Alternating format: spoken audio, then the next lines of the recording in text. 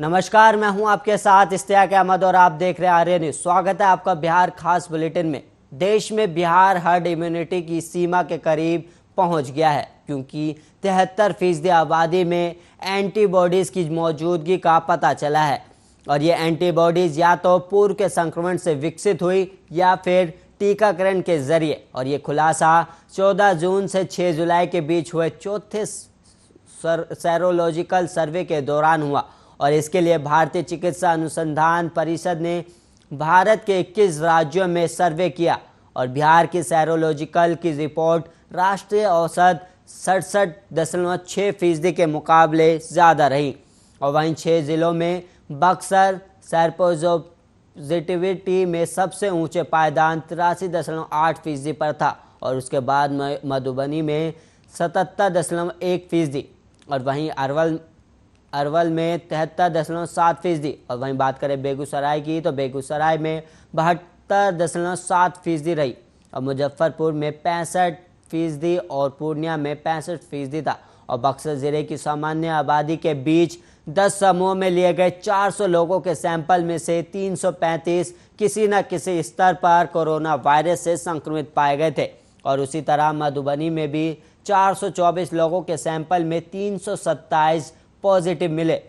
और वहीं अरावल में 411 लोगों में से 303, बेगूसराय में 417 लोगों में से 303 और वहीं मुजफ्फरपुर में 404 लोगों में से 264 और जबकि पूर्णिया में 408 लोगों में से 265 सैंपल में कोरोना पॉजिटिव की पुष्टि हुई थी। और सर्वे से पता चला कि संक्रमित रह चुके लोगों में एंटीबॉडीज विकसित हो चुकी है। और हार्ड इम्यूनिटी का मतलब है कि काफ़ी लोगों ने किसी बीमारी को फैलने से रोकने के लिए रोग प्रतिरोधक क्षमता हासिल कर ली है।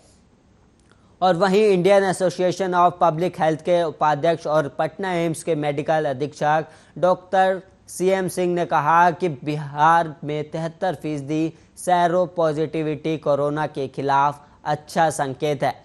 और अगर की तीसरी लहर आती भी है तो कोरोना वायरस के लिए मात्र 27% आबादी अति संवेदनशील है। और उन्होंने आगे बताया कि चूंकि वायरस में बहुत तेजी से बदलाव आ रहे हैं, ऐसे में लोगों के दोबारा संक्रमित होने का खतरा हो सकता है।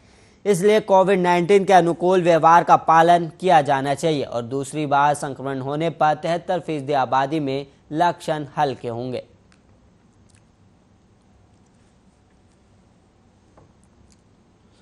और वहीं पशुपालन और मत्स्य मंत्री VIP पार्टी के राष्ट्रीय अध्यक्ष मुकेश सहनी ने NDA की बैठक का बहिष्कार कर दिया है। और इस संबंध में पशुपालन और मत्स्य मंत्री मुकेश सहनी ने सोमवार को कहा कि उन्होंने NDA की बैठक का बहिष्कार इसलिए किया है क्योंकि यहां विधायकों और मंत्रियों की बात नहीं सुनी जाती है और वो NDA का हिस्सा है और बात रखने का उन्हें पूरा हक है। मुकेश सहनी ने कहा कि सन ऑफ मल्ला की धमक उत्तर प्रदेश में भी दिखाई दे रही है। प्रदेश को सन ऑफ मल्ला से डर लगता है और वहां 5000 पुलिसकर्मी लगाए गए और मेरा डर दिखा, ये मेरे लिए बहुत बड़ी उपलब्धि है। और वहीं नरेंद्र मोदी जी का विश्वास है कि सबका साथ सबका विकास हो और योगी जी को समझने की ज़रूरत है।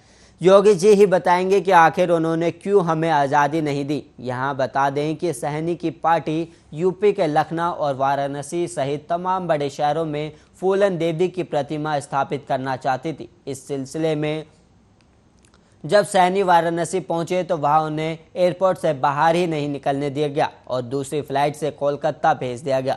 मुकेश सहनी ने आगे कहा कि एक तरफ प्रधानमंत्री कहते हैं सबका साथ सबका विकास और हम एक मूर्ति लगाने गए तो रोका गया और उन्होंने एक बड़ा बयान भी दिया है और कहा कि अब NDA की बैठक में जाने का कोई मतलब नहीं है। जब NDA की बैठक में हमारी बात नहीं सुनी जाती तो हम और जीतन राम मांझी को मिलकर सोचना है कि आखिर हमारी बात क्यों नहीं सुनी जा रही। और वहीं बैठक के बहिष्कार का यूपी से कोई लेना देना नहीं है।